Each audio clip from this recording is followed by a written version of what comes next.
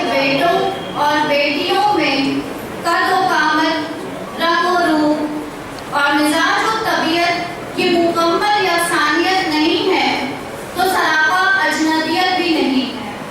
کبھی ایک ہی ماں باپ کی اولاد میں چہروں اور طبیعتوں کے تضادات کو دیکھ کر عقل دنگ رہ جاتی ہے، اور کبھی الگ الگ عمر، عہد، خطے اور نسل کے لوگوں کے مزاج و طبیعت کی مماثلت خوشگوار حیرت میں مبتلا کر دیتی ہے۔ شبلی اور اقبال کا تعلق الگ الگ خطوں سے تھا۔ دونوں کی عمر میں 16 یا 20 سال کا فرق تھا۔ دونوں کی شہرت الگ الگ حیثیت سے ہے، مگر دونوں کی انفرادی اجتماعی زندگی اور پیام و فکر کے مطالعے سے کئی ایسے پہلو سامنے آتے ہیں جو بالکل ایک جیسے ہیں۔ دونوں کے جد اعلیٰ غیر مسلم تھے۔ شبلی راجپوت نسل سے تھے اور اقبال کشمیری برہمن تھے۔ دونوں بلند پایا ادبی ذوق کے مالک اور قادر الکلام شاعر تھے۔ شبلی اور اقبال کے نظریے اور عمل میں کچھ اور مشابہتوں کی نشاندہی کی جا سکتی ہے، جیسے پروفیسر ارنالڈ سے ان کی رفاقت، مسلمانوں کے اقبال گزشتہ میں دلچسپی اور عطیہ فیضی سے تعلق عاطف۔ نہیں، کہیں مظلوم عورت ہے، کہیں ہے ظلم بچوں پر، حکومت کر رہے ہیں لوگ جھوٹے سچوں پر۔ نہیں پیچھے کوئی حاکم غریبوں کو ستانے میں، امن کے نام پر جنگیں ہیں اس ظالم زمانے میں۔ جہاں نے بغض و نفرت کو وفا کا راز دینے کو، میں لکھتا ہوں غم دنیا کو ایک آواز دینے کو۔ ایسے ہی ایک مایہ ناز قلمکار، مفکر، مصنف، شاعر و ادیب، محترم المقام عالی جناب شمیم طارق صاحب کو بصدر احترام زحمت سخن دیتی ہوں کہ آپ آئیں اور شبلی اقبال عطیہ فیضی اس عنوان پر اپنے زرین خیالات سے محفل کو مستفیض فرمائیں۔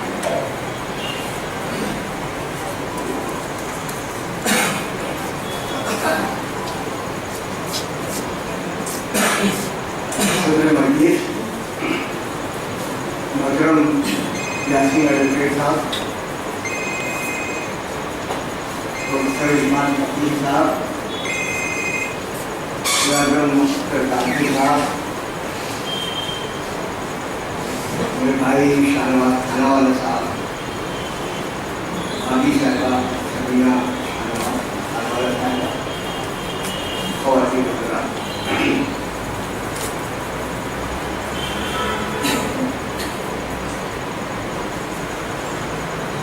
آج کی یہ شب، اہل علم کا یہ اجتماع ایک ایسے موضوع پر گفتگو کے لیے یا اظہار خیال کے لیے یا غور و فکر کے لیے وقت ہے جو انسانی معاشرے کا سب سے اہم موضوع ہے۔ یہ موضوع ہے عورت اور مرد کا تعلق اور معاشرے کا رویہ۔ یہ موضوع اس معاشرے کے لیے بھی بہت اہم ہے جو ایک آزاد معاشرہ ہے، اور اس حد تک آزاد ہے کہ اس کی آزادی آوارگی کی حدوں کو چھوڑ کر آگے بڑھے۔ یہ موضوع اس معاشرے کے لیے بھی بہت اہم ہے جہاں اس درجہ پردہ داری اور پہرے داری ہے کہ عورت اور مرد کا ایک دوسرے سے ملنا تو دور، ان کے سائے کا ملنا بھی مشکل ہے۔ اور یہ موضوع اس معاشرے کے لیے بھی بہت اہم ہے جہاں نہ تو اس حد تک آزادی ہے کہ وہ آوارگی کی حدوں سے آگے بڑھ جائے، اور نہ اس درجہ پہرے داری ہے، پردہ داری ہے کہ سائے بھی نہ مل سکے، جیسے ہندوستان کا معاشرہ اور ہندوستان میں مسلم معاشرہ۔ میں جن علاقوں میں گیا ہوں، جن مسلم خاندانوں کو میں نے دیکھا ہے، کیرل، پانڈیچیری، گوا، منی پور، کشمیر، بنگال، گجرات، مہاراشٹر اور مدھیہ پردیش کے علاقے.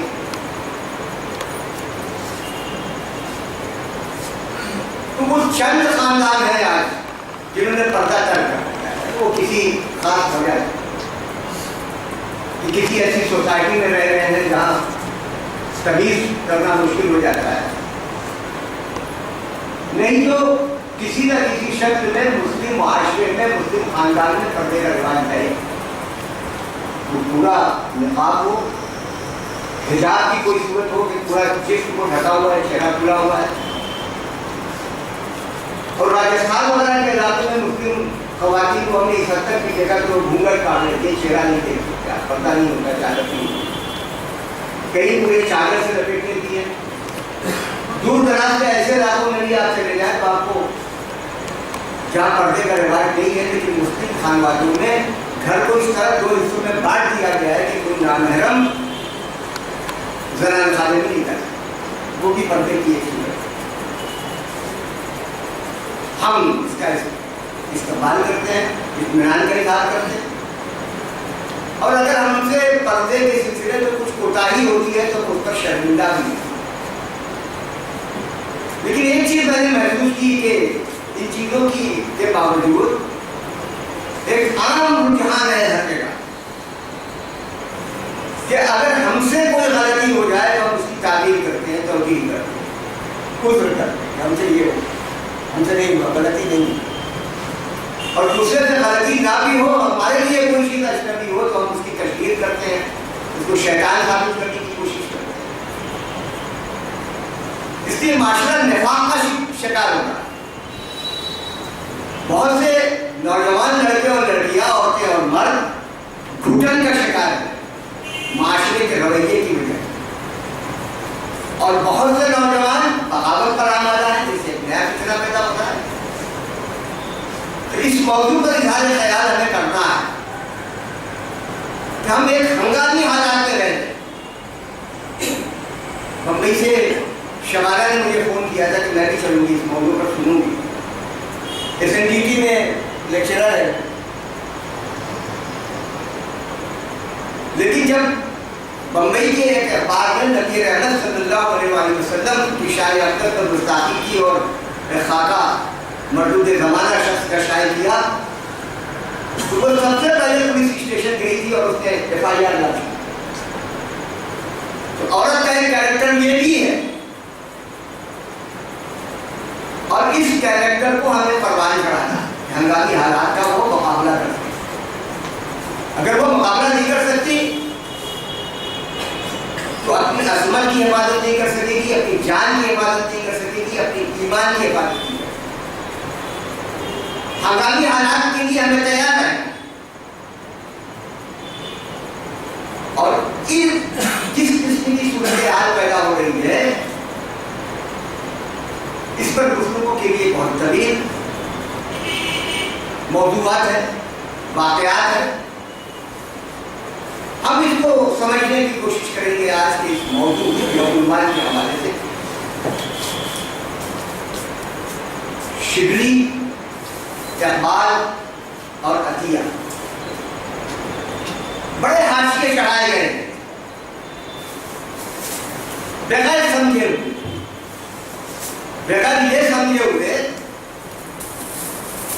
کہ اللہ رب العزت نے اگر عورت کو پردے کا حکم دیا ہے تو مرد اور عورت کو یہ حکم دیا ہے کہ وہ دوسروں کے چوہ میں نہ رہیں، بہتان تراشی نہ کرے، بدزبانی نہ کرے، کسی کو بدنام نہ کرے. دونوں نے حدود کو پامال کیا ہے. ہم کسی کو کہہ نہیں سکتے کہ صاحب انہوں نے بہت اچھا کیا ہے. کوتاہی دونوں طرف اس معاملہ اور بگڑ اور اس معاملے کا بگاڑ ایسا ہوا ہے کہ ابھی بھی ہم نماز پڑھ کے بیٹھے ہوئے دوستوں میں ہم لوگ بات ہو رہی تھی اس عنوان کے ساتھ معاشرے کی بات شروع ہوئی. یہ کیا ضروری ہے کہ جب شبلی کا نام آئے، جب اقبال کا نام آئے، جب عطیہ افریدی کا نام آئے تو ہم معاشرے کی بات کریں؟ اس کے اور بھی تو پہلو ہے. ہمارا ذہن ایک جگہ کیوں جا رہا ہے؟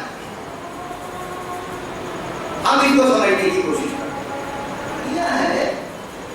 ہمارا ذہنی فطور ہے پس نظری ہے کہ ایک مرد کا نام یا ایک عورت کا نام ایک مرد کے ساتھ یا ایک مرد کا نام ایک عورت کے ساتھ جڑ جائے تو ہم کہانیاں تلاش کر رہے ہیں.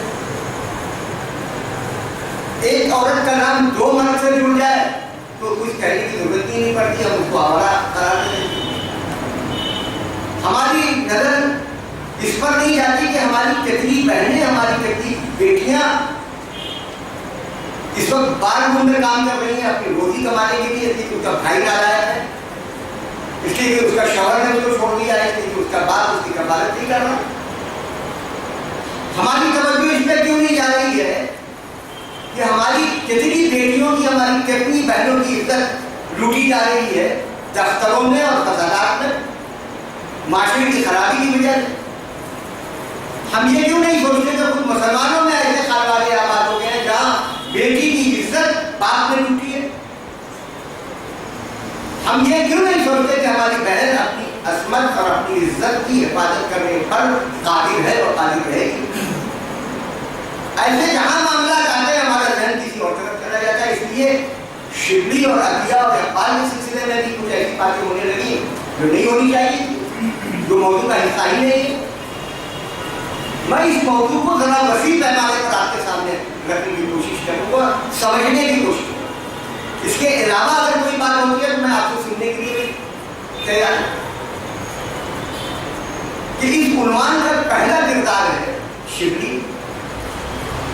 شبلی کے بارے میں ہم جانتے ہیں عالم دین ہے,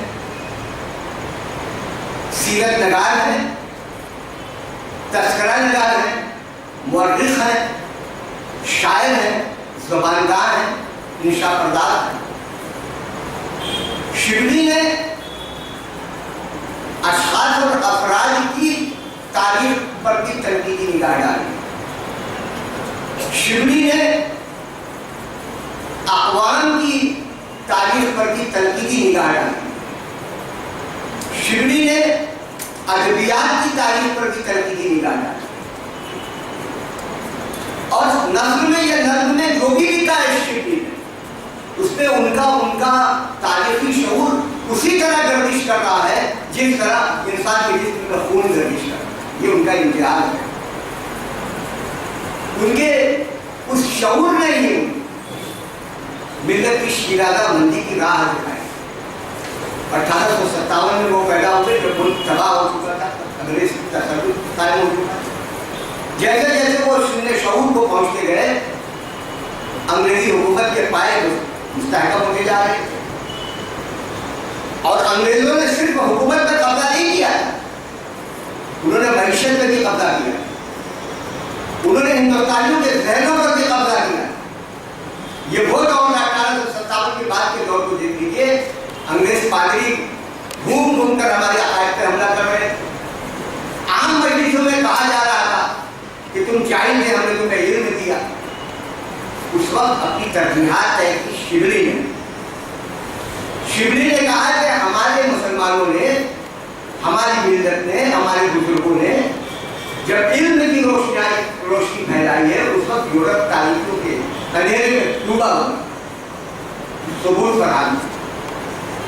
اور مسلمانوں کو, ہندوستانیوں کو انگریزوں کی ذہنی اور علمی غلامی سے نجات دلانے کی کوشش کی. یہ ان کی پہلی تحریک. اس کے بعد انہوں نے اپنی معیشت کی طرف توجہ کی. ان کی معیشت, ان کے جو ابتدائی مضامین ہے اس میں میکینکس جیسے عنوانات پر کے مضامین, جو شبلی کی اولیات میں اس زمانے میں ایسے موضوعات پر مضامین نہیں لکھے جاتے. پھر شبلی نے سیاسی آزادی کی طرف توجہ کی. 1885 میں جب انڈین نیشنل کانگریس بنی ہے تو اس کے اولین ہمدردوں میں یا اس کی موافقت کرنے والوں میں جو نام آتے ہیں اس میں شبلی کا بھی نام. تو شبلی اپنے عہد کی ایک بہت بڑی شخصیت, اور اس نے جو ترجیحات طے کی ہے ان میں سب سے بڑی ترجیح ہے کہ مسلمانوں کو انگریزوں کی غلامی سے نجات دلائی جائے. اس تصور کو باطل قرار دیا جائے کہ وہ شبلی تھے. اس تصور کو باطل قرار دینا چاہیے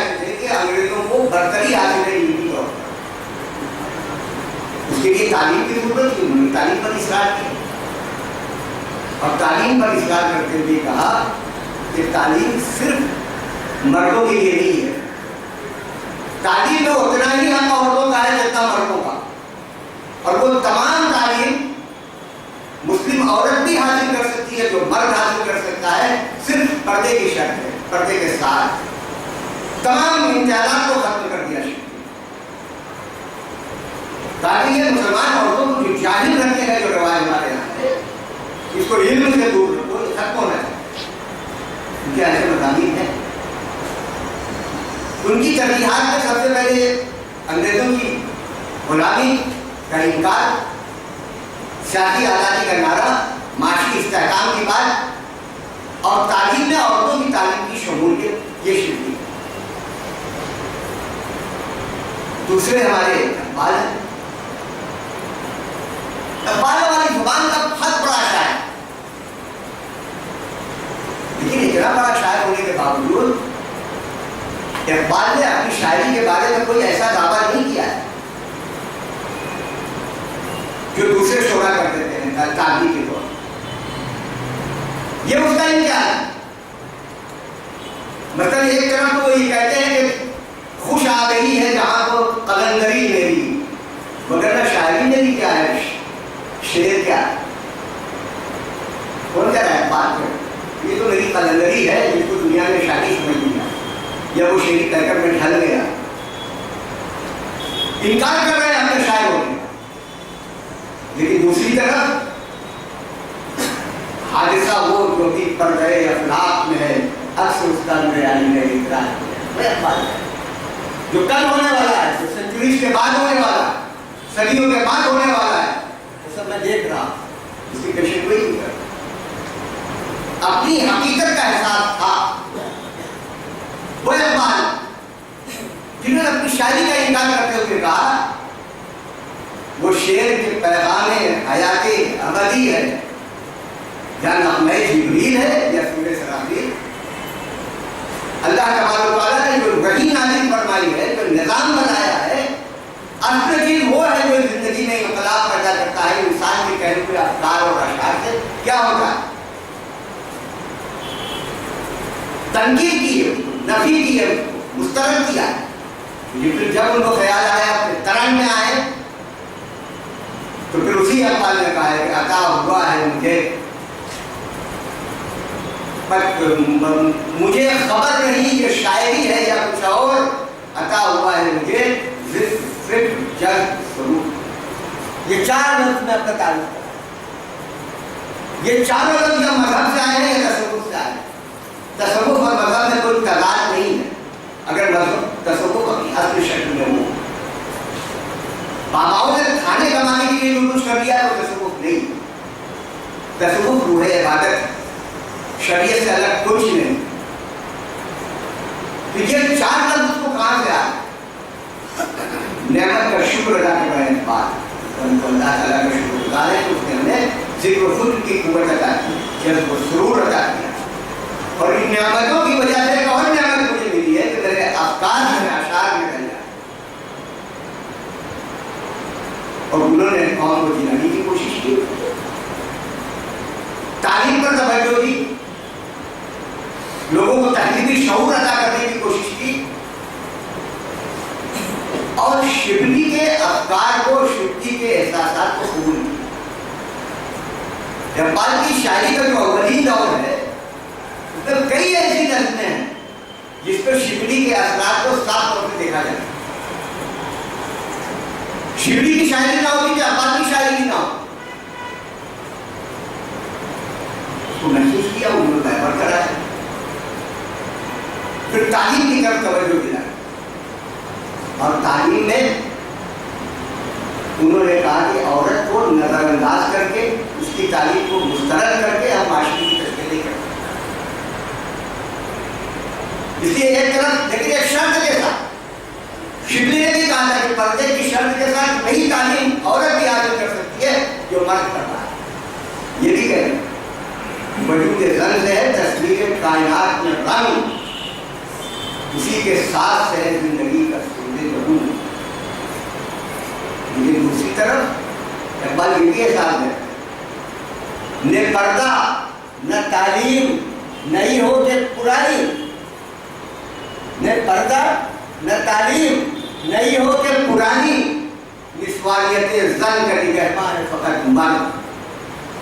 عورت اگر مرد کے آغوش سے اس کی پاؤں سے دور گئی تو اس کی حیثیت کٹی پتنگ کی طرح ہو جاتی ہے اپنے وجود کو اور اپنی عصمت کو برقرار رکھنے میں۔ تو تعلیم نسواں کے ساتھ ایک شرط رکھی ہے اقبال نے بھی اور شبلی نے بھی اور دوسرے کے ایک دوسرے کے اثرات کو محسوس کر۔ ان میں بہت سی مشابہتیں بھی کہ دونوں نو مسلم گھرانے سے آئے۔ یہ جج شبلی کے جج راجپوت تھے، مسلمان ہوئے۔ اقبال کا دعویٰ یہ ہے کہ برہمن تھے اور مسلمان ہوئے میرے جج۔ کچھ لوگوں نے اسے اختلاف بھی کیا ہے کہ صاحب نہیں کر دی تھے، اگر اقبال برہمن زیادہ ہونے پر پکڑ کرنے کا کسی دونوں مولانا روم کے مداح ہیں، شہدائی ہیں۔ شبلی کی پوری کتاب ہے سوال مولانا روم، اقبال نے اسرار خودی اور روم سے خودی لکھی اور انہی شعر کا ابتدا کیا ہے، ان کا استعمال کیا ہے، بنیاد بنایا ہے جو جس سے سوال مولانا روم کی ابتدا ہوئی ہے۔ دونوں جدید کو قبول کرنے کے قائل اصرار کرتے ہیں کہ جو کچھ جدید علوم ہے ان کو قبول کیا جائے۔ دونوں اپنے ماضی کو مسترد کرنے سے انکار کرتے ہیں، نہیں ہم اپنے ماضی سے دربردار ہونے کے لیے تیار، ہم کسی قسم کے کم علمی میں مبتلا نہیں ہے، احساس کمتری میں مبتلا نہیں ہے۔ ہمارے ماضی میں ایسی روشنی ہے جو ہمارے مستقبل کو بھی روشن کر سکتی ہے، ان سے دربردار ہونے کے لیے تیار۔ یہ دونوں کا امتحان اور دونوں کے تعلقات ہیں عطیہ فری سے۔ عطیہ فری ایک عورت ہے جیسے دوسری موسیقی ہوتی ہے۔ عطیہ کا تعلق سلیمانی بوہرا کرنے سے تھا، سید جی خاندان سے ان کا تعلق تھا۔ سید جی جس خاندان کے بدرالدین سید جی تھے جو انڈین نیشنل کانگریس کے تیسرے صدر ہوئے، جو بامبے ہائی کورٹ کے پہلے ہندوستانی جج ہوئے، ان کے چچاداد بھائی کی بیٹی تھی عطیہ۔ عطیہ کے والد حسن علی فیضی استنبول میں یعنی ترکی میں کام کرتے، ان کا کاروبار تھا۔ وہ پڑھی لکھی تھی، ان کو فرینچ میں بھی عبور حاصل تھا، ان کو انگریزی میں بھی عبور حاصل تھا، لیکن وہ اردو اور فارسی کی شہدائی تھی۔ ان کی بڑی بہن کی شادی جہانگیرہ کے نواب سے ہوئی تھی، وہ 3 بہنیں تھیں۔ وہ بہت مشرقیت کی بھی دلدار تھی، وہ بہت آزاد خیال کی تھی، بڑا تعداد تھا ان کی۔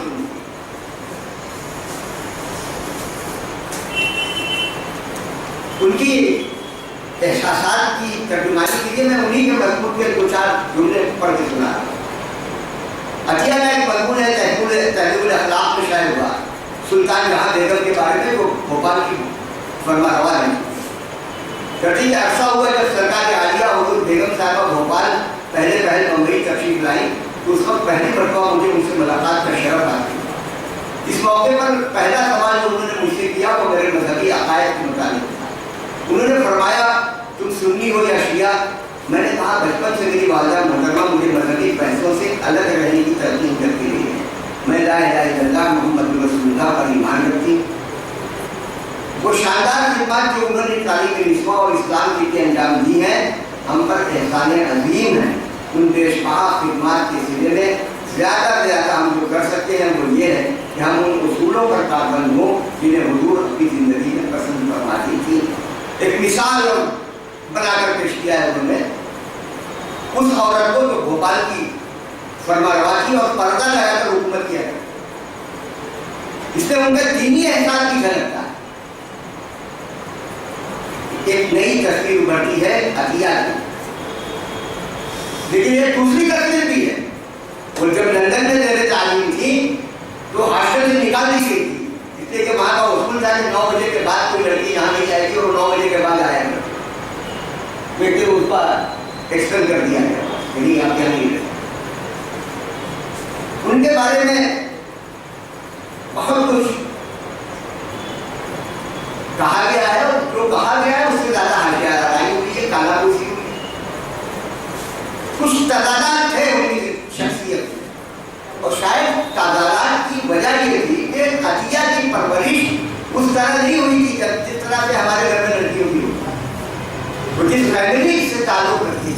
फैमिली का, उस खानदान का दस्तूर ये था कि औरत और मर्द एक साथ मिलकर बैठते थे और कभी किसी शायर को, कभी किसी अदीब को, कभी किसी मूसीकार को या किसी और फन के मालिक को बुलाया जाता था। वो अपने फन का मुजाहरा करता था, ये लोग उस पर रायदगी करते थे, मंजूर। तो औरत और मर्द के मिलाप का तस्वुर इनको विरासत में मिला था, और जब ये औरत गई है तो और बड़ा है। फिर नवाबी की शान मिली, इनके बहनोई नवाब थे, उससे भी बड़ा है। उनसे हम ये तवक्को ही नहीं कर सकते कि उनका बिहेवियर या उनका सलूक उस तरह होगा जिस तरह हमारे घर की औरतें पली बड़ी होती है या यूं करती है। इसके बावजूद उनके यहाँ दीनी एहसास थे, मशरकियत तो थी, अपनी ज़बान और अदब से मोहब्बत तो थी। इसलिए उनके ताल्लुकात शिबली से भी हुए और इकबाल से भी हुए। जब शिबली तुर्की गए उनके वालिद से मुलाकात और उनके वालिद ने अपने खानदान के बारे में बताया और अपने खानदान वालों को, अपनी बेटियों को शिबली के बारे में लिखा है। जब मैं उनके इल्म से बहुत मुतासिर हुआ, जब वो बम्बई आए तो मिला, तो जब शिबली बम्बई आए हैं तो इन लोगों ने ख्वाहिश आई कि तो अतिया की तहरीर है, ये शिबली नहीं लिख रहे हैं, अभी शिबली की और उनकी मुलाकात नहीं हुई, ये अतिया के दिल में जज्बा पैदा होगा। इनके वालिद कह रहे हैं कि भाई ये बड़े आलिम आदमी शख्सियत है। और अपनी डायरी में अतिया ने लिखा है, 1909 की बात है, जब मौलाना अपने पैर के इलाज के लिए मुंबई तशरीफ लाए, बाइकल्ला में ठहरे, हमशीरा के नाम खत लिखा और उसने जाहिर किया कि मैं आप दोनों बहनों से मिलना चाहता हूँ। हम मौलाना के यहाँ बड़े शौक से गए क्योंकि वालिद ने अपने खतों में उनकी काबिलियत का बहुत कुछ जिक्र किया था और हमें भी उनसे मिलने का बहुत शौक था। मौलाना पर्दे के पाबंद थे और पुरानी वज़ाफ़त के बुजुर्ग थे। हमारे लिए बरामदे में 2 चौकियाँ रखवा दी थी और आप दरवाजे की आड़ में बैठे। मैंने कहा मौलाना माफ़ फरमाइए, मुँह तो गुनहगार छुपाते हैं, खुदा न खास्ता गुनहगार न तो आप हैं न हम, अगर आप तशरीफ नहीं ला सकते तो खुदा हाफ़िज़। ये कहकर मैं उठ खड़ी हुई। थोड़ी सी देर के बाद मौलाना आहिस्ता आहिस्ता बाहर आए, उनके पैर में बंदूक की गोली की चोट लगी थी और बहुत संभल कर टूट कर चल रहे। ये उनकी पहली बड़ा इस मुलाकात का कोई मुहर्रिक, कोई जज्बा गुनाह का नहीं था। शिबली ने नहीं देखा अतिया या उनकी बहनों को, दोहरा को या नाज़िबे को। उनके वालिद ने अपनी बेटियों से कहा था कि मौलाना जब बम्बई आए तो उसे मिलना। अगर आप इस बात को ही सिर्फ जाहिर न करते कि बात अपनी बेटी से कह रहा है कि फलां से मिलना, उनसे कुछ सीखना, दिल में आखिर बंदा तो सारी गलत सच्चा खत्म हो जाए। लेकिन इसको नजरअंदाज किया गया, उस पर आसानी तराशे गए और लेकिन अफसाने होते वो जिंदा नहीं थे। कुछ लोगों ने जो उनके ताल्लुकात में है उनकी बहुत गंदा बनाकर पेश करने की थी। जैसे अमीन गमैरी है जिसमें बाबा उर्दू का भी नाम बताया जाता है, कुछ और लोग तो इसमें शामिल है, अपनी वही कुरैशी का भी नाम। और कुछ लोग ऐसे हैं जैसे कुछ वही मौलाना का और अतिया को ताल्लुक नहीं था, उनका भी उम्मीद ऐसा भी कहा। मैं दोनों से इख्तिलाफ, मेरी राय अल्लामा सैयद सुलेमान नदवी अलैहि रहमत जमीलुल कद्र आले उस्ताद शिबली उनके उस्ताद। शिबली के बारे में पूरी किताब लिखी उन्होंने, इसका जिक्र नहीं मिलेगा उस अंदर एहतराम के खिलाफ करना है। लेकिन एक बात है तो होगी, उसलिए उस पर आपको राय देना।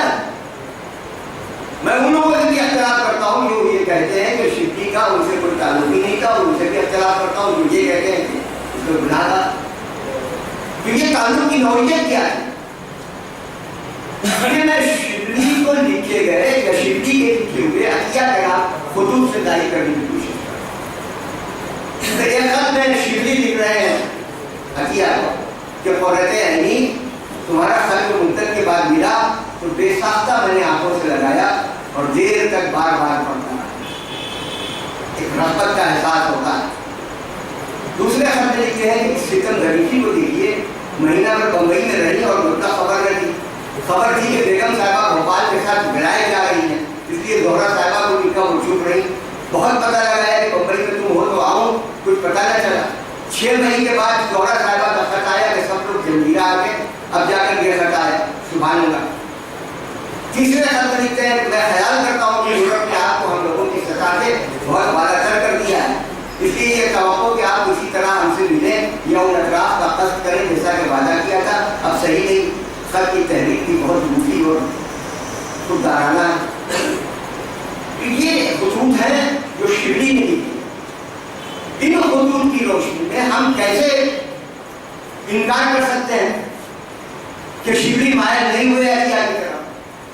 खतूत गवाह है। और फिर इस दौरान जो शायरी की है शिबली, जब वो मेहमान बने हैं जंजीरा के नवाब के अतिया के घर में, जंजीरा मुल्क पहुंचे हैं, तो उन्होंने एक नज़्म कही गज़ल के फॉर्म में कि किसी को यहाँ खुदा की जुस्तजू होगी तो क्यों होगी, ख्याले रोज़ो फिक्रो वज़ू होगी तो क्यों होगी, जो 2 दिन भी पसंद कर लेगा इस तस्वीर मुआइला में, उसे खुल्दे करी की आरज़ू होगी तो क्यों होगी। हवाए रूह परवर भी यहाँ की नशावर है, यहाँ फिक्रे मौ जामो शुरू होगी तो क्यों होगी। जनाबे नाज़नी बेगम को और नवाब साहब को किसी शय की जो दिल में आरज़ू होगी तो क्यों होगी। कहाँ ये लुत्फ़, ये मंजर, ये सब्ज़ा, ये बहारिस्तान अतिया, उनको यादें लखनऊ होगी तो क्यों होगी। या फिर वहाँ से वापसी के बाद सुरूर मरता है, तो सुरूर में जो नज़में कही हुई, एक नज़म में कुछ शेर मैं सुना रहा हूँ। यारे सोबत आए रंगी जो जजीरा में रही, वो जजीरा की ज़मीन थी जहाँ तुम्हें मैं खाना था। लुत्फ़ का लौक़े सुखन था, मोहब्बतें सोहबतें अहबाब थी, मुजरिबो रूदो सुरूदो साबरो पैमाना था। सब गुल से भरा था दामने मुहताज सब, गैरते खुल्दे पड़ी हर को शहर वीराना था। गुल शहर गुल का तबस्सुम था एकदम बरखेज, अंदरीबों की जुबा पर नादे मस्ताना था। नशावर थी निगाहें मस्त साकी इस कदर, खुद बखुद लबरेज मैं हर साबरो पैमाना था। अब न वो सोबत न वो जलसे न वो लुत्फ़े वतन, खाक था जो कुछ नहीं देखा जो सुना फसाना। इन नज़्मों को, इन खतूत को आप कैसे झुठला सकते हैं कि शिबली मायल नहीं हुई अतिया की तरह? नहीं कर सकते, आप कितनी भी कोशिश करें। ये गवाह इनका एक दम ये बता रहा है कि सरसाई की तरीके से उस तरीके से वो अतिया होकर कुछ रहे। लेकिन इसके बावजूद आप इसमें गुनाह का उन्सुर तलाश नहीं कर सकते, इसलिए कि दीने से इतने खतूत नहीं लिखे शिबली ने, और खतूत लिखे अतिया। मैं कुछ और खतूत भी आपको पढ़ रहा हूँ, दूसरे साइड को बताने के लिए। शिबली लिख रहे हैं अतिया को।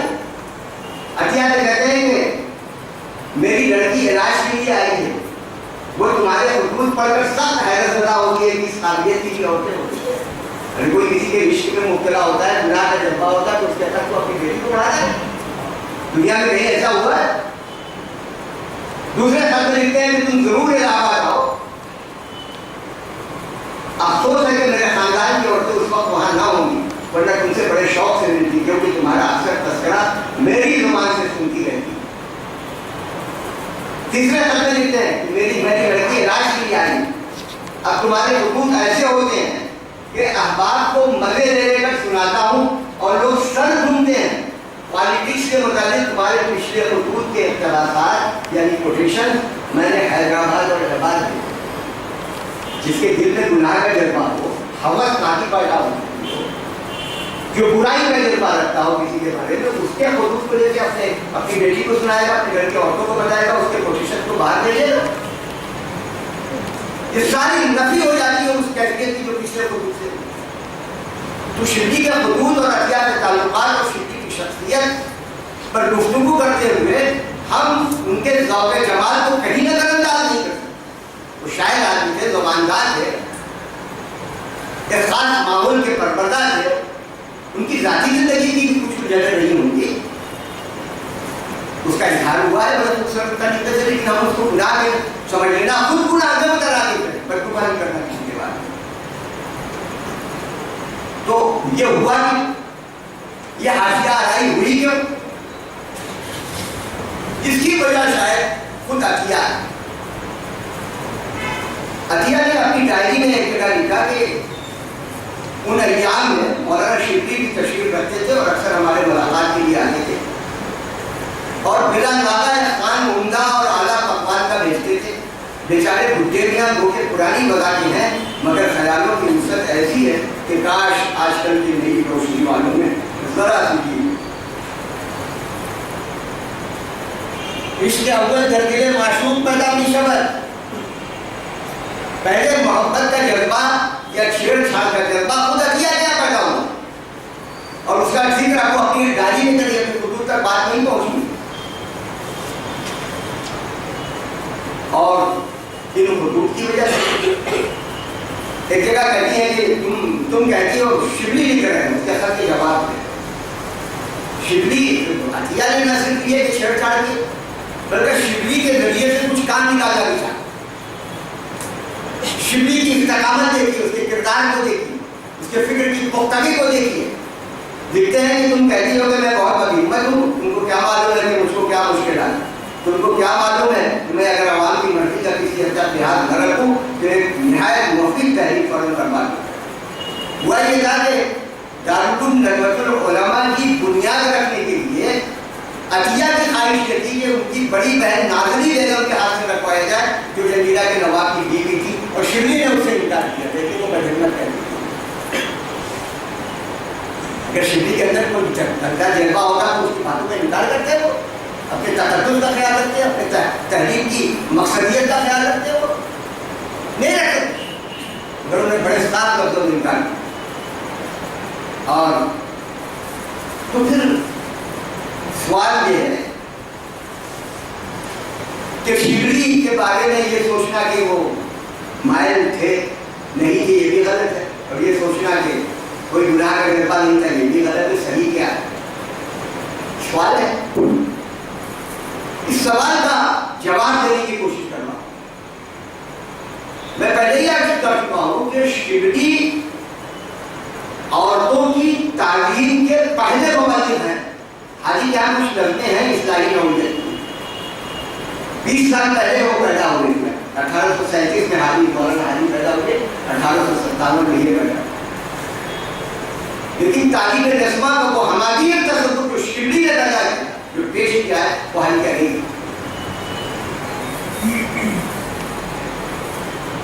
شبلی نے سفر نامہ مصر و روم و شام میں لکھا کہ دنیا کی دو بڑی قومیں یعنی یورپین اور ایشیاٹک اس مسئلے میں افراد اور تفریق کے انتہائی کناروں پر واقع، اور اس طریقہ اور اس وجہ سے دونوں کی حالت قابل اعتراض ہے۔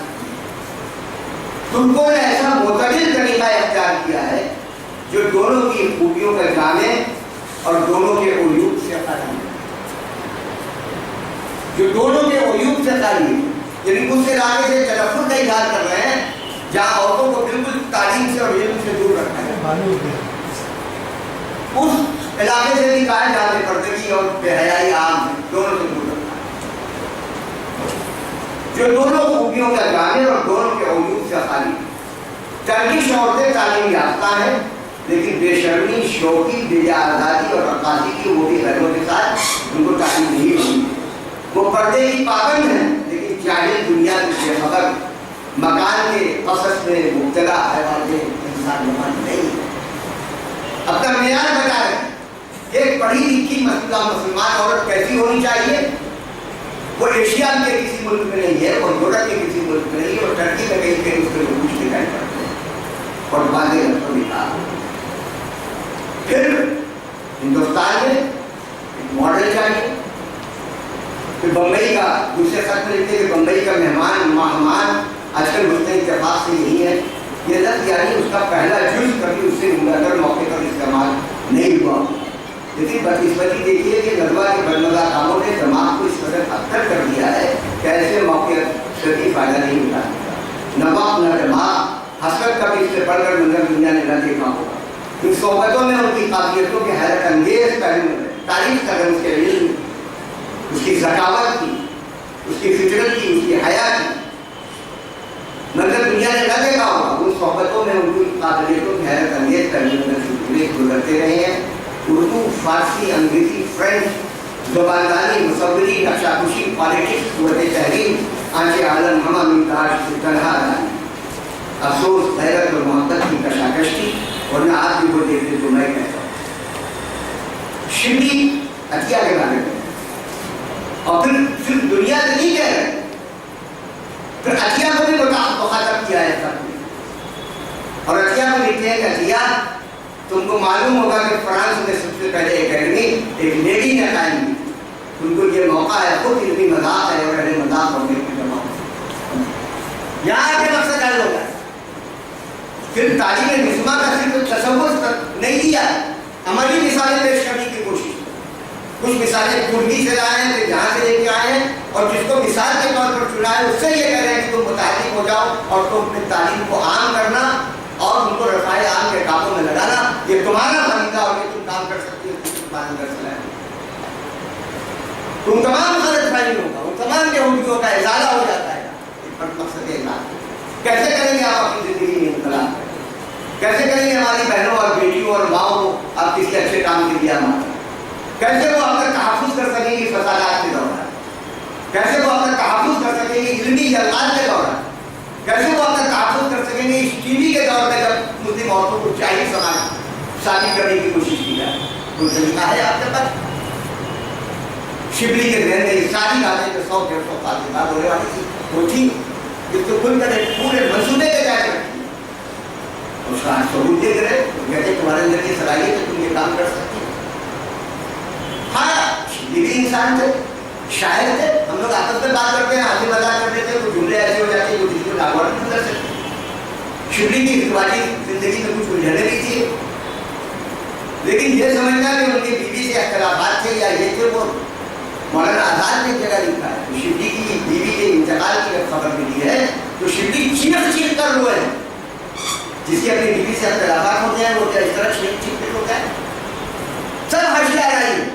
مولانا آزاد کی کئی لوگوں پڑھی تو کہیں شاید آدمی تھے، کچھ جملے ایسے آپ تلاش کر سکتے ہیں، لیکن ان جملوں کو دنیا پر شبلی کو گنہگار ثابت کرنا میں سمجھتا ہوں کہ خود گناہ کا باعث ہوگا. ہم کو اس سے پرہیز کرنی ہوگی اور ساری باتیں اس کے کلیئر ہو جائیں. اور اسی طرح اقبال کا بھی معاملہ ہے. اقبال سے جب عطیہ کی ملاقات ہوئی ہے یورپ میں، اور یورپ میں جب ملاقات ہوئی ہے وہ اس کی غلطفہمی یہ ہوئی کہ اس کی بہن کا سفر نامہ شائع ہوا تو اقبال نے یہ سمجھا کہ یہ عطیہ کا ہے. کہیں سے نام سنا چاہوں، ملاقات کرائی، دوستوں نے ملاقات کرا دی، غلطفہمی کا اندازہ ہو گیا. ان کے علم تھا، شائستگی اور مجلسی آداب سے واقفیت تھی، اس کی طرف بڑھا کچھ ملنا جلنا ہوا. اور وہاں بھی عطیہ نے پہلے اس جذبے کا اظہار کیا اقبال سے پہلے. ان کے ڈائری دستیاب ہے کہ ڈائری کے اوراق سے میں 2-3 جملے پڑھ رہا ہوں. 22 جون 1907 کو عطیہ نے لکھا، آج 2:45 بجے میرے 29 جون 1907 کو عطیہ نے لکھا کہ آج میری ایک فیشنیبل ایٹ ہوم میں مس سروجنی دان کی آئی تھی.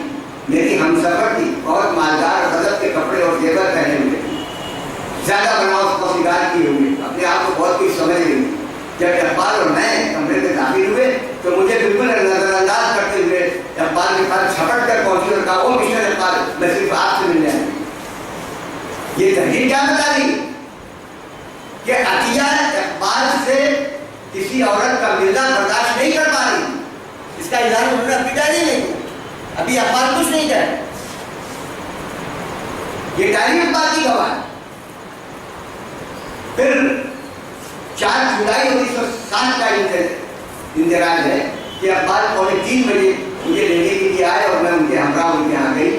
چائے وہیں پی اور لذیذ کھانا بھی وہیں کھایا، جسے میری شوری نے بتایا تھا. اقبال کی تعریف تیار ہو چکی ہے اور انہوں نے وہ شروع سے آخر تک مجھے سنائی.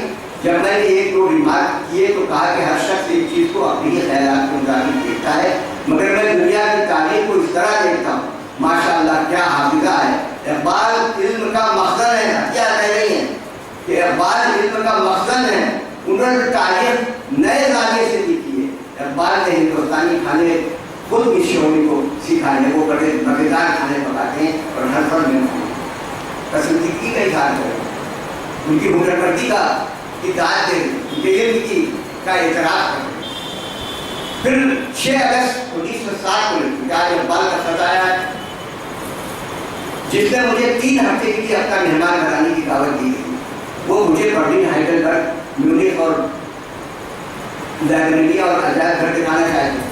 انہوں نے ان سب کی فہرست جمع کر لی ہے, باقی وہاں چل کر دکھائے. اب ان اندراجات کے بعد ہم کیسے کہہ سکتے ہیں اقبال کا سارا علم؟ ہاں, کہیں سے اشارہ ہو, بات چیت ہو, ملاقات ہو, تعلقات پیدا ہو جائے تو سامنے والا بھی کچھ رد عمل ظاہر کرے گا. تو بہت سے خطوط اقبال کے ہیں عطیہ کے نام, لیکن ان خطوط کے بارے میں رائے دیتے ہوئے بھی ہمیں اس بات کا خیال رکھتا ہے کہ ان خطوط کا علم دنیا کو عطیہ کے ذریعہ ہوا ہے, کہ سب سے پہلے ان خطوط کو کتابی شکل میں عطیہ کی شائع کی. اگر وہ شائع نہ کرتی تو کیسے ہم جانتے؟ یہ پڑھنے کی باتیں تھی, رازداری کی باتیں. کون سا ذریعہ کام ہے؟ عطیہ نے پوری کتاب کی صورت میں شائع کی. اقبال کے ہاں کچھ خاندانی الجھنیں ہیں, ازدواجی زندگی کی الجھنیں تھیں. دیکھیے, کسی کے گھر میں, کسی کے مسئلے میں کچھ خاندانی مسائل ہیں, کچھ معاملات ہیں, تو اس کو ہم کو پروپیگنڈا اس کا نہیں کرنا چاہیے, اس کو کیلنڈر نہیں بنانا چاہیے. کس شخص پر کیا حالات گزرے, کس حد میں کس نے کیا کیا ہے, یہ اللہ جانتا ہے. بعض اوقات حالات اتنے قابو سے باہر ہو جاتے ہیں کہ آپ لاکھ کوشش کریں, لاکھ نیک ہو, لیکن اس کو صحیح نہیں کریں. اقبال کی 3 بیویاں تھیں اور ان 3 بیویوں سے 4 مرتبہ انہوں نے نکاح کیا تھا. ایک بیوی جو دوسری تھی سردار بیگم, ایک شبہ کی بنیاد پر دوبارہ نکاح ہوا. اور پھر ایک اور عورت امیر سے جو ان کے تعلقات, جذباتی تعلقات کا سب شواہد موجود ہیں. جرمن میں جو ہوتے تو بیگناش میں بھی ان کے تعلقات میں جرمن لڑکی, اس کے بارے میں ہوتے, اور عطیہ کی برتری کی اصل وجہ وہی لڑکی ان سے بھی نہیں. لیکن اس کے پیچھے کوئی گناہ کا جذبہ رہا ہو یا کسی کی بات کری ہو, اس کی نفی ہوتی ہے ان خطوط سے جو اقبال کے خطوط ہیں اور دستیاب ہیں, اور جن کو عام کیا ہے عطیہ. مثلاً خط میں عطیہ کہتے ہیں کہ میں ہر وہ کام, اقبال کہتے ہیں کہ میں ہر وہ کام کرنے کے لیے تیار ہوں جس سے آپ خوش ہوں. دوسرے میں کہتے ہیں کہ ان کا خامیہ ضرور ہے لیکن ریاکاری اور بے اعتنائی ان میں نہیں. تیسرے میں کہتے ہیں کہ میں آپ کو یقین دلانا چاہتا ہوں کہ میرے دل و دماغ میں کوئی تبدیلی واقع نہیں ہوئی, میں ابھی تک وہی شخص ہوں. اور اقبال نے جو بھی خطوط لکھے اس میں کہیں ڈیئر مس پیلہی, کہیں my dear Atiya, dear miss پیلہی, my dear miss Atiya, dear miss پیلہی الفاظ سے ان کو مخاطب کیا ہے. لیکن کیوں مخاطب کیا ہے؟ وہ شدید الجھن کا دور تھا ان کی زندگی. ان کے والدین نے ان کی شادی ایسی جگہ کرتی تھی جس کے ساتھ نباہ کرنا ان کے ساتھ مشکل سمجھتے تھے. لیکن پھر ایک دور آیا, ان کی بیوی اتنی وفادار ثابت ہوئی کہ انہوں نے اپنی رائے بدلی اور اسی کے ساتھ نباہ کیا. کبھی خود اقبال نے لکھا کہ میں نے اپنے والد کو لکھ دیا ہے کہ انہیں میری شادی ٹھہرانے کا کوئی حق نہیں تھا, بالخصوص جبکہ میں نے اس قسم کے تعلق میں پڑھنے سے انکار کر دیا. میں اس کی کفالت کرنے پر بالکل رضامند ہوں, لیکن میں اسے اپنے ساتھ رکھ کر اپنی زندگی کو اجیرن بنانے کے لیے ہرگز تیار نہیں. انسان ہونے کی حیثیت سے مجھے مسرت اور خوشی حاصل کرنے کا حق ہے. اگر سوسائٹی یا فطرت مجھے کو حق دینے سے انکار کر دے تو میں دونوں کا کھلا مقابلہ کروں گا. واحد علاج یہ ہے کہ میں اس بدبخت ملک کو چھوڑ کر کہیں چلا جاؤں یا پھر شراب نوشی میں بنا لوں جو خودکشی کو آسان بنا دے. انسان کی اپنی زندگی کے جو حیجانی حالات, حیجانی کیفیت ہوتی, وہ کیوں پیدا ہوتی, اس پر بھی سوچنے کی ضرورت ہے. وہ کون سا شخص ہے کہ آپ کیا ویسے دماغ نہیں آتے, ان پر کنٹرول کرنے کا حکم دیا, ان کی بنیاد پر فیصلہ کرنے کا نہیں. اور پھر ان کو عطیہ کی جو ترجمانی ملی اس پر بھی انہوں نے رد عمل ظاہر کیا کہ یہ میری بدقسمتی ہے کہ آپ میرے حدود کو ایسی غلط کر لیجیے، پس منظر سے ساتھ پڑھتی ہے تو آپ کے دل میں میرے طرف عمل کو قریب پیدا ہوتا ہے۔ یہاں تک نہیں کہہ اگر سے آپ بعض اوقات ظالم اور بہتر نظر آتے ان دنوں کی یاد اپنی مظلومیت کا ذکر بھی کیا ہے اور ان کے ظلم کا بھی ذکر کیا ہے اور اپنی بات بھی رکھی ہے، لیکن ناش کی طرف بھی انہوں نے ذکر کیا کہ جردن رکھی تھی جس کی وجہ سے ہتھیار پیدا ہوئی تھی۔ لیکن ان سب کے پیچھے مسئلہ صرف وہی تعلیم اسمات تھا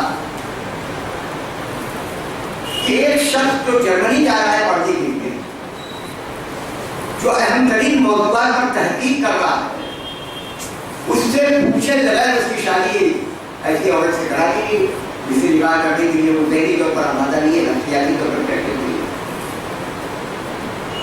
اور یہ وہ مسئلہ ہے جو آج ہمیں درپیش ہے۔ اگر آپ کے گھر میں کوئی ایسا واقعہ نہیں ہوا ہے تو اللہ محفوظ رکھے گا، بڑی تیزی کے ساتھ پھیلتا جا رہا ہے، کوئی گھر شاید محفوظ ہو جہاں اس قسم کے ٹکراؤ کی کہتے ہیں۔ اس کو سمجھنے کی اور سلجھانے کی ضرورت ہے، ایسی کیفیتوں سے نجات دلانے کی ضرورت ہے۔ کتنی مسلم عورتیں، مسلم لڑکیاں جن کے کان میں پہلے اذان کی گئی اور سب سے پہلے قرآن کا سبق پڑھا ہے، اپنے مذہب سے منحرف ہو چکی ہیں اس لیے کہ ان کی شادی غلط جگہ کر لی ہے۔ آپ کے پاس کوئی اس کا حساب ہے؟ کیا یہ دستبندی کی بات نہیں ہے؟ کیا یہ فکرمندی کی بات نہیں ہے کہ ہماری بیٹیاں سکون دار جا رہی ہیں؟ اور کیا مذہب اس کی اتنی بے نظاری اور بے فکری کی اجازت ہم کو دیتا ہے؟ شبلی کیا بھی یہی کرتے تھی اور اقبال کیا بھی ہے، لیکن انہوں نے جو غلطیاں ہوئی ہیں یا نامحرم کا جو معاملہ ہے یا پردہ یا حجاب کو اٹھ جانے کا معاملہ ہوا یا آزادی اور آزاد روی کا جو معاملہ ہے، اس کی کہیں تعریف نہیں کی ہے۔ مثلاً تعلیم نسواں کے متعلق اقبال کے ایک مضمون کا جو حصہ میں پڑھوں کہ عمومیات کو چھوڑ کر اگر خصوصیات پر نظر کی جائے تو عورتوں کی تعلیم سب سے زیادہ توجہ کی محتاج ہے۔ عورت حقیقت میں تمام تمدن کی جڑ ہے۔ ماں اور بیوی دو ایسے پیارے لفظ ہیں کہ تمام مذہبی اور تمدنی نیکیاں ان میں مستتر ہیں۔ اگر ماں کی محبت کو حب وطن اور حب قوم پوشیدہ ہے جس میں سے تمام تمدنی نیکیاں بطور نتیجے کی پیدا ہوتی ہیں، تو بیوی کی محبت اس سوچ کا آغاز ہے جس کو عشق الہی کہتے ہیں۔ اور کہہ رہا ہے اقبال کہہ رہا بس ہمارے لیے ضروری ہے کہ تمدن کی جڑ کی طرف اپنی توجہ محدود کریں اور اپنی قوم کی عورتوں کو تعلیم کے زیور سے آراستہ کریں۔ مرد کی تعلیم صرف مرد واحد کی فرد واحد کی تعلیم ہے، مگر عورت کو تعلیم دینا حقیقت میں تمام خاندان کو تعلیم دینا۔ دنیا میں کوئی قوم ترقی نہیں کر سکتی اگر اس قوم کا آدھا حصہ جاہل مطلق رہ جائے۔ لیکن اس دن میں ایک اور غلط سوال پیدا ہوتا ہے کہ آیا مشرقی عورتوں کو مغربی تہذیب کی تعلیم دی جائے یا کوئی ایسی تدابیر اختیار کی جائے جس سے اس کے وہ شریفانہ اخبار جو مشرقی دل و دماغ کے ساتھ خاص ہے قائم ہے۔ میں نے اس سوال پر غور سے دیا ہے، مگر چونکہ ابھی ملک کسی قابل عمل نتیجے پر نہیں پہنچا، اس بات سے فی الحال میرے بارے میں کوئی رائے نہیں۔ ایک تغلب، ایک پریشانی کے عالم میں خود اقبال ہے کہ عورتوں کی تعلیم کے قائل جو ہے وہ، لیکن تعلیم کا جو انتظام ہے اس سے مطمئن نہیں۔ اور ہم نے کوئی متبادل، ہم نے یہ غلط یہ غلط یہ غلط یہ غلط سب ہم نے چھوڑ دیا، پھر ہماری لڑکی کی ہماری بیٹی کی جو ہے تعلیم سے محروم رہی ہے۔ یہ غلطی وہاں ہو رہی ہے، غلطی یہاں ہو رہی ہے، تو دو غلطیاں مل کر کسی صحیح نتیجے کی رہنمائی نہیں کر سکتی۔ یہ تمام کیفیات جو تھی ان میں وہ مبتلا تھے اور پھر عمر کا تقاضا، اس وقت ہتھیا کی کیا عمر نہیں ہوتی اور ان کی نہیں ہوتی۔ شاعری شباب پر 27 26 27 28 سال کی عمر ہے، لیکن وہی ارتقا کا دور ہے۔ اگر وہ دور نہ ہوگا تو اقبال نہ ہوتے اگر اس دور سے لگ اسی دور میں ان کے دل میں محبت کے جذبات اور محبت کی کیفیات پیدا ہوئی۔ ان کی نظر محبت اسی دور میں نہیں جب وہ یورپ ہے. محبت کی ہمارے بدل کے شاعروں نے تو بہت کچھ کہا, ڈیفائن نہیں کر سکا محبت کیسے کی. ایک آگ سی ہے سینے میں لگی ہوئی, اور یہ رفت محبت بھی کیا رفت محبت ہے, ان کا وہاں گھنٹا آواز یہاں آئی. بہت سے اشعار ہم سن رہے ہیں.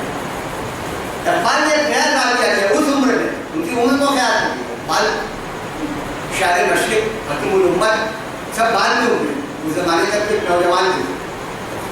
وہ کہتے ہیں کہ جب دنیا بنی نہیں تھی کہ عروس شب کی زلفیں ابھی ناآشنا, عروس شب کی زلفیں تھی ابھی ناآشنا خم سے, ستارے آسمان کے بے خبر تھے لذت غم سے, خبر اپنے لباس نو میں بیگانہ نہ لگتا تھا, نہ تھا واقف ابھی گردش کے آئینے مسدد سے. کیسی دنیا بنی گئی بن گئی. جب دنیا بنی تو کیا ہوا, چمک تارے سے مانگی چاند سے داغے جگر مانگا, اڑائی تیرگی تھوڑی سی شبکی گل برہم سے, طلب بلی سے پائی ان سے پاکیزگی پائی, حرارت کی نفس ہائے نسجے ابن مریم سے, ذرا سی ربوبیت سے شان بے نیازی لی, ملک سے عاجزی استاد کی تقدیر شبنم سے, پھر ایک اجزا کو بھولا چشمے حیوان کے پانی میں, مرکب نے محبت نام پایا شاعری. یہ محبت کی تعریف پہلی دفعہ ڈیفائن کر رہا ہے گرو کی شاعری. محبت ہے کہاں سے آئی, اور اس کی جو پورے اجزاء ہوتے بتایا, اس کے بعد ایک پاکیزگی کا تصور کرنا. پھر محبت کے احساس سے سرشار ہونے کے بعد جب بات کرتے ہیں کہ حسن کا احساس یا عشق کی کیفیت صرف مردوں کا یا انسانوں کا حصہ نہیں ہے, ہر کسی کو ان کے اندر وہ محبت کا احساس کرتا ہے, حسن کی طرف مائل ہوتا ہے. حسن کائنات میں بھی ہے, افراد میں بھی ہے, اور افراد میں بھی ہے, مرد میں بھی ہے اور عورت میں بھی ہے. ان کی نظر ہے کی گود میں دل دیجیے گا, کوئی بھی یہ کی کون ہے, یہ عطیہ بھی ہو سکتی ہے, کوئی اور بھی ہو سکتا ہے. کہتے ہیں کہ خاص انسان سے کچھ حسن کا احساس نہیں, یعنی صرف انسانی محبت کو سمجھتا ہو یا محدود ہوتا بھی ضروری نہیں. خاص انسان سے کچھ حسن کا احساس نہیں, صورت دل ہے ہر چیز کے باطن میں مکین, شیشہ ذہن میں مانند میں نام ہے عشق, روح خورشید ہے پورے رگے مہتاب ہے عشق, دل ہر سزا میں پوشیدہ دستک ہے اس کی, نور یہ وہ ہے کہ ہر شے میں جھلک ہے اس کی, کہیں سامان مسرت کہیں ساتھ غم ہے, کہیں جوہر ہے کہیں عشق کہیں شبنم ہے. کہ جب پورے کائنات میں بکھرا ہوا ہے حسن, اور اس حسن کا احساس انسان کرتا ہے. اللہ کی تمام مخلوقات میں حسن پیدا ہوا ہے کسی نے, یہ صرف انسان کا اجازہ نہیں ہے, اسے مرد کا اجازہ نہیں, دوسری مخلوقات ہوتی ہے. اور کیونکہ حسن ہر جگہ بکھرا ہوگا اس لیے ہر جگہ اس کے چاہنے والے بھی ہیں. جب تیسری وجہ دیکھیے بتدریج ارتقا ہو رہا, عاشق ہرجائی ہے اس کی نظر. کہتے ہیں عجب مجموعہ افراد ہے اقبال جو, رونق ہنگامے محفل بھی ہے تنہا بھی ہے, حسن نسوانی ہے بجلی تیری فطرت کے لیے, پھر عجب یہ ہے کہ تیرا عشق بے پردہ بھی ہے, تیری ہستی کا ہے آئینے تفنن پر مدار, تو کبھی ایک آستانے پر جلدی برسا بھی ہے. تضادات کا حصہ ہے بات, کبھی یہ بھی کر لیتا ہے کبھی وہ بھی کر لیتا ہے کبھی وہ بھی کر لیتا ہے. انسان کی خواہش ہے, فطرت ہے, دوسرے کے تقاضے ہیں, حالات ہیں, کس ملک میں رہ رہے ہیں کن حالات میں. لے کے آیا ہے کہاں میں عادت سیما کو, تیری بےتابی کے سستے ہے عجب بےتاب. پھر اسی دور کی حیائی کیفیت ہے ایک نظم, عشرت امروز, بھائی ٹھیک ہے ہم اچھے کام کریں گے, جنت میں جائیں گے, وہاں حور ملے گی اور نہروں سے پانی ملے گا اور سب ہے, لیکن اتنا انتظار کی طاقت نہیں, بس صاف طور پر ہے. نہ مجھ سے کہے کہ اجل ہے بیان عیش و سرور, نہ کھینچ نقشے کہتے شراب ظہور, فراقی حور میں ہو غم سے ہم کنار نہ دوں, پری کو شیشے الفاظ میں اتار نہ دوں, مجھے فریب ہے ساتھی جمیل نہ کر, بیان حور نہ کر, فکر سلسبیل نہ کر, مقام امن ہے جنت مجھے کلام نہیں, شباب کے لیے موضوع تیرا پیام نہیں, شباب آہ کہاں تک وہ امیدوار بنے, وہ عیش نہیں جس کا انتظار. کون تھا کون جیتا ہے اتنی دوسرے کے سر میں, اس نے کیا کہ تم محتاج چشمے بینا ہو, نمود کے لیے ملت پذیر فردہ ہو. عجیب چیز ہے احساس زندگانی کا, अकीदा की शर्तें इम्पोज है कि जवानी फौरी तौर पर नजर चाहती है, हम इंतजार की काफी। लेकिन इन मराइल से गुजरने के बाद अब्बाल जहाँ पहुँचे हैं वो उनकी जिंदगी का हासिल और वही आगे ठहर है। तो अब अब्बाल का प्याम वो प्याम है जिसमें कुछ तब्दीली नहीं, जिसका इजहार सबसे पहले उन्होंने तलवाए अलीगढ़ के नाम किया कि औरों का है प्याम और मेरा प्याम और है, इश्क के दर्दमंद का सबसे कलाम और है। शायरे तेरे दाम के नारे तो सुन चुके हो तुम, ये भी सुनो के नारे शायरे आम और है। आदि की कोह से सदा राते हयात है सुकून, कहता था मोरे ना कवा तुझसे हराम। जबकि हरम से है फरोग अंजुमन को निजात, फरोग अंजुमन हिजात का इसका मकाम और है, इसका निजाम और है। ये पूरी नज़्म इंसान को इश्क और अमल और हरकत और इश्क रसूल और इत्तबाए रसूल शरीयत रसूल की का सबक दे रही है, दर्ज दे रही है पूरी नज़्म। और फिर यहाँ से जो बात उसकी पूरी शायरी है, इश्क का पूरा तसव्वुर इकबाल बदल कर, सिद्क़े खलील भी है इश्क, सब्र हुसैन भी है इश्क, मारके वजूद में बदरो नैन भी है इश्क। और इश्क का वो तसव्वुर जो इंसान को नई जिंदगी अता करता है, माशरे में नया खून दौड़ाता है, फर्द को फर्द से मोहब्बत करना सिखाता है, इंसान को इंसान के हुकूक की आबादी पर आमादा करता है, अल्लाह की इबादत की तरगीब देता है, अल्लाह को पहचानने और उसकी इबादत करने का सलीका अदा करता है। वो सब इश्क के तबस्सुम से अहमान है। और इन दुनियावी मलाइक से क्या फरिश्ते थे, वो इंसानी माशरे का हिस्सा थे, इंसान से तमाम मंजूरियाँ उनके साथ, वो शिरकी क्या और वो क्या और वो क्या।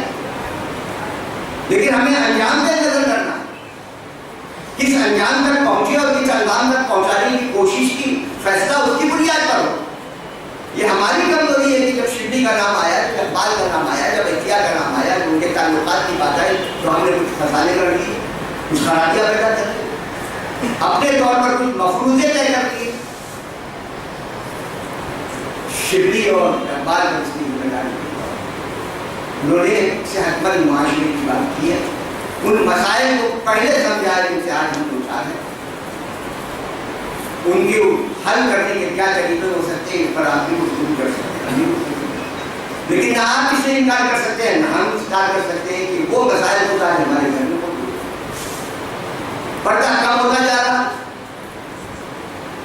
जिसमें फरोश औरतों की तादाद बढ़ती जा रही है, अपनी मनपसंद शादी के नाम पर घर से बगावत का रुझान बढ़ता जा रहा है, और हम वो स्पिरिट को, जज्बा को, ईमान पैदा नहीं करता है अपनी औरतों में, जो दफा कर सके अपने ईमान का, अपनी असमत का और अपना तहफ़्फ़ुज़ कर सके। ये नज़्म अपने आप को और अपने अक़ीदे को, अपने ईमान को रीडिस्कवर करने का हमको दर्स देते, रीडिस्कवर कर दिया हमें, तो हम इस बात को तस्लीम करें कि एक औरत मुसलमान बनकर, पर्दा नशीन बनकर, इफ़्फ़त नशीन बनकर, अपनी असमत का तहफ़्फ़ुज़ करते हुए दुनिया में इनकलाब पैदा कर सकती है, जिस तरह दूसरी औरतें पैदा कर सकती है, बल्कि बेहतर तरीके से कर सकती है। इसकी मिसालें शिरडी ने लिखी है, इकबाल ने लिखी है और पूरी किताबें लिखी है। ये बताया है कि हुस्न अगर असमत से महफूज है तो हुस्न तब हुस्न होता है जब वो आप उसमें असमत हो, उसमें तकद्दुस हो, उसमें अमल हो, उसमें बेहतरी हो, और इस जिंदगी को बेहतर बनाने की उन्हें तरगीब दे सके और दस्तूर बना सके, यही उनका पैगाम है। और आज के उन्वान के जरिए हमें एक ऐसा पैगाम हमें मिल रहा है कि हम हमारे माशरे में और हमारी ज़िंदगी में और हमारे घरों में हो रहा है, जो खतरात हमारी दहलीज तक पहुँचे हैं, शुतुरमुर्ग की तरह आँख बंद करके उनको टालने के बजाय उनको समझने और दूर करने की कोशिश करें, शरीयत के दायरे में। शुक्रिया।